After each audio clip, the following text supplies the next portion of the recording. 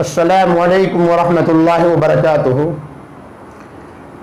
मैं तमाम उन हिंदुस्तान के मुसलमानों से एक अपील करता हूँ जिन मुसलमानों ने दुनिया के अंदर कभी भी हुकूमत की तरफ से मस्जिदें बंद करने के लिए कहा गया और वो मुसलमान किसी भी हद पर मानने के लिए तैयार नहीं होते थे।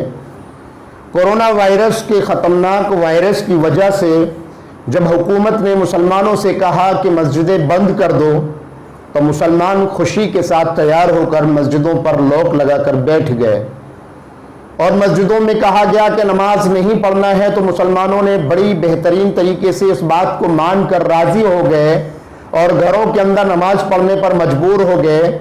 पता चला कि मुसलमानों ने इस लॉकडाउन के जो नियम थे उन नियमों का बेहतरीन तरीके से पालन किया और ये 2 महीने जो लॉकडाउन के होने जा रहे हैं उन 2 महीनों के अंदर से जहां भी देखा कि गरीबों की मदद करने में भी मुसलमान आगे आया और हर जगह जहां भी गरीबों की मदद का मामला आया मुसलमान ने बढ़ चढ़कर के हिस्सा लिया।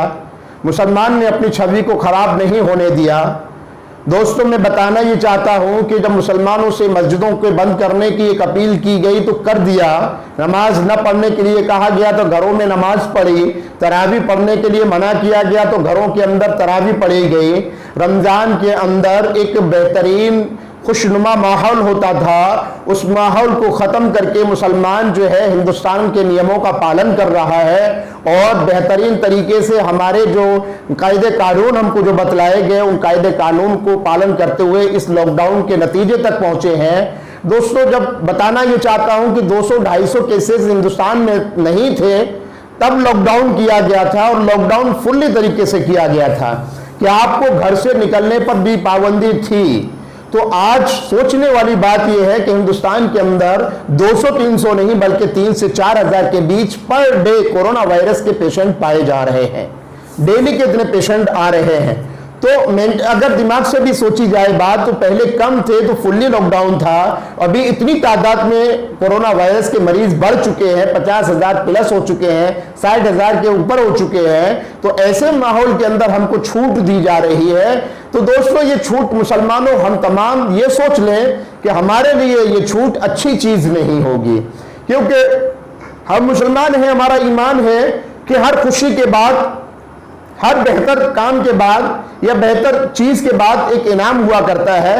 रोजे रखते थे, तरावी पढ़ते थे, कुरान की तिलावत करते थे, उसके बाद अल्लाह की तरफ से एक इनाम का दिन होता था जिसको ईद उल फित्र कहा जाता था।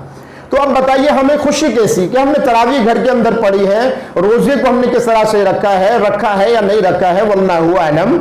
नमाज को हमने घर पर पढ़ा है, वो भी 3 से 4 अफराद ने मिल करके अपनी फैमिली के मेंबरों ने नमाज को अदा किया है। हर चीज को हमने सब्र के साथ और बड़े बेहतर सब्र को हमने नहीं तोड़ने दिया, उसको हमने नियमों के साथ जोड़ करके रखा। तो जब इतने नियमों को हम पालन करते हुए चले आए तो इतने बड़े कोरोना वायरस के मरीज पाए जा रहे हैं। तो ऐसे टाइम के अंदर दोस्तों ये ढील दिया जाना हम मुसलमानों के लिए खतरे का सौदा है।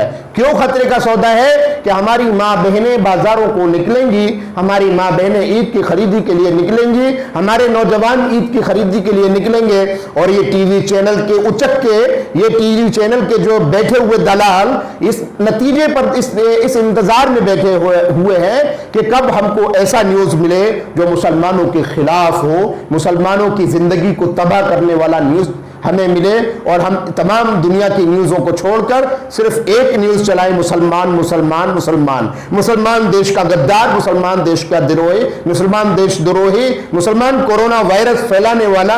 ये सारे चैनल आपका इंतजार कर रहे हैं और आपका टीवी डिबेट जो है आपका इंतजार कर रहा है इस बात का कि जैसे आप मार्केट में निकलेंगे टीवी चैनल सारे मजदूरों को छोड़कर, पैदल यात्रियों को छोड़कर, ट्रेनों का कठिन सफर छोड़कर और बीमारी के बड़े बड़े मुद्दे छोड़ करके ये तमाम मुद्दा आप और हम बनने की तैयारी में है।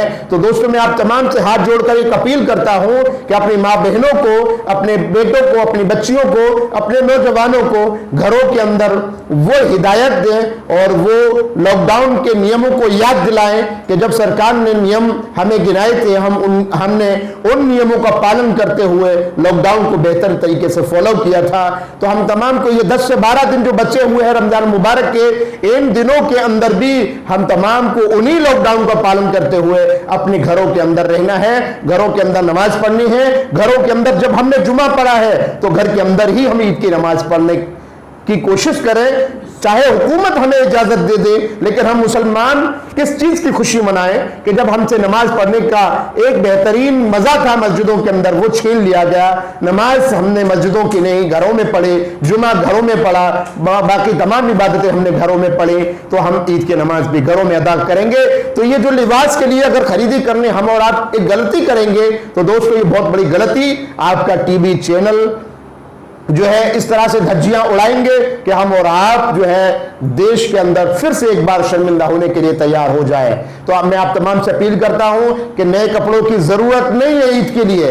ईद की नमाज नए कपड़ा शर्त नहीं है, वाजिब नहीं है, फर्ज नहीं है। जब हमने फर्ज नमाजें घर पर अदा की है, जब तरावी जैसी अहम तरीन सुन्नत घर पे अदा की है, जब हमने जुमा जैसी अहम इबादत घर पे अदा की है, तो मस्जिदों के अंदर फिर वापस हम जो है जब तक नहीं जाएंगे, जब तक हुकूमत की तरफ से इजाजत नहीं मिल जाती। और बाजारों की जीनत हमें हरगिज नहीं बनना चाहिए।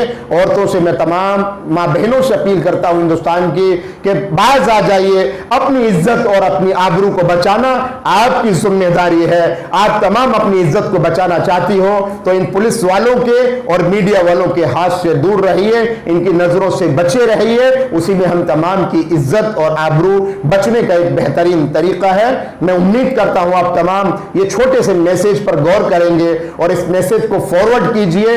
मैं इस मैसेज को इसलिए देना चाहता हूं कि हम तमाम ने सपोर्ट किया है कोरोना वायरस को खत्म करने के लिए, और भी सपोर्ट करेंगे हम इसको खत्म करने के लिए, और भी कुर्बानी अगर सरकार को चाहिए तो हम देने के लिए तैयार है, हम देने के लिए तैयार हैं। और भी दिन चाहिए तो हम देने के लिए तैयार हैं, लेकिन हम इस वक्त बाजार की जीनत हरगिज ना बने। अस्सलामु अलैकुम व रहमतुल्लाहि व बरकातहू।